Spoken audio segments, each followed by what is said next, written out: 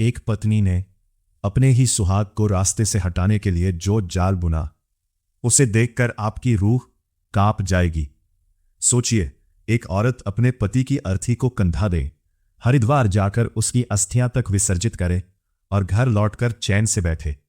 लेकिन उसे क्या पता था कि एक पिता की आंखें और एक सीसीटीवी कैमरा उसकी हर चालाकी का कच्चा चिट्ठा खोलकर रख देगा। नमस्कार दोस्तों, जोन ट्यूब तक पर आपका स्वागत है। मैं हूं आपका होस्ट और आज की यह कहानी जयपुर के उस सनसनीखेज सच की है जिसे सुनकर आपके पैरों तले जमीन खिसक जाएगी। कहानी की शुरुआत होती है जयपुर के विश्वकर्मा नगर इलाके से, जहां मीना परिवार रहता था। परिवार के बड़े बेटे महेश मीना की जिंदगी सामान्य चल रही थी। महज 2 साल पहले ही महेश की शादी कविता नाम की एक लड़की से हुई थी। घर में सब कुछ ठीक ठाक चल रहा था।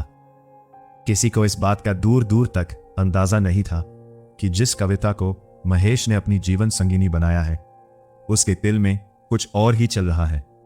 असल में शादी से पहले ही कविता का एक अन्य युवक गणेश मीना के साथ अफेयर चल रहा था। कविता इस रिश्ते को आगे भी जारी रखना चाहती थी और उसका यह अवैध रिश्ता ही महेश की जिंदगी के लिए सबसे बड़ा नासूर बनने वाला था। 5 अगस्त 2026 की सुबह कविता को थोड़ी शारीरिक तकलीफ थी, तो महेश अपनी बीवी को डॉक्टर के पास दिखाने के लिए बगरू लेकर गया था।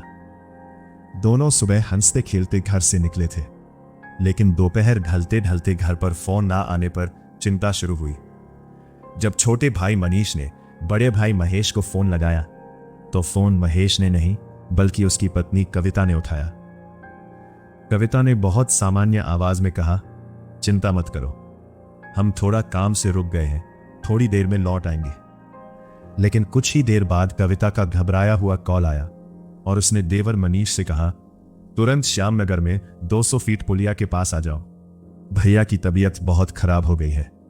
जब परिवार वाले मौके पर पहुंचे तो उन्होंने देखा कि महेश जमीन पर निढाल पड़ा था, उसे होश नहीं था।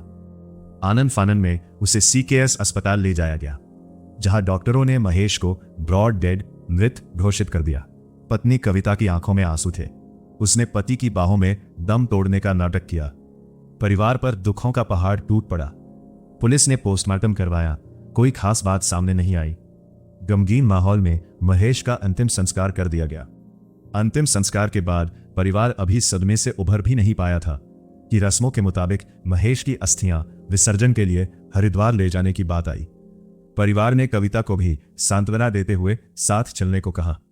कविता भारी मन से पति की अस्थियां लेकर हरिद्वार गई और उनका विसर्जन करके लौटी। लेकिन कहते हैं ना कि पाप छुपता नहीं है। घर पर जब रिश्तेदार बैठे और उन्होंने कविता के पूरे घटनाक्रम के दौरान के व्यवहार, उसके चेहरे के हाव भाव और सुस्त या अजीब प्रतिक्रियाओं पर गौर किया, तो महेश के पिता बाबूलाल मीना के मन में शक का बीज अंकुरित हो गया। एक पिता का दिल कह रहा था कि दाल में कुछ काला है। शक को यकीन में बदलने के लिए बाबूलाल मीना ने चुपचाप अपने स्तर पर तफ्तीश शुरू करने का फैसला किया। वे सीधे उस जगह पहुंचे जहां महेश की तबीयत बिगड़ने का नाटक किया गया था, श्यामनगर 200 फीट पुलिया। वहां एक दुकान के बाहर जब उन्होंने सीसीटीवी फुटेज खंगाला, तो जो सच सामने आया उसने होश उड़ा दिए। कविता ने घर वालों से कहा था कि वो रास्ते में अकेली थी और महेश की तबीयत अचानक बिगड़ी थी। लेकिन फुटेज में दिखा कि महेश को एक बाइक पर 2 लड़के बीच में बैठाकर लाए थे। दूसरी बाइक पर खुद कविता एक अन्य युवक के साथ बैठी हुई थी। वो तीसरा शख्स कोई और नहीं बल्कि कविता का प्रेमी गणेश मीना था, जिसने चेहरे पर कपड़ा बांध रखा था। साथ में उसके 2 दोस्त अजय मीना और गोलू प्रजापत भी थे।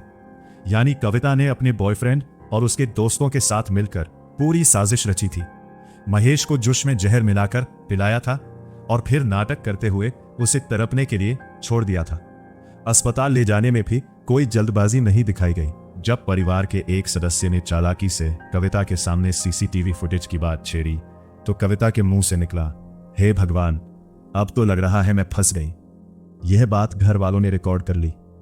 इसके अलावा कविता की अपने सहयोगियों से बातचीत के ऑडियो भी हाथ लग गए, जिसमें वह कह रही थी कि उसका बॉयफ्रेंड गणेश अब कब तक छुपता फिरेगा।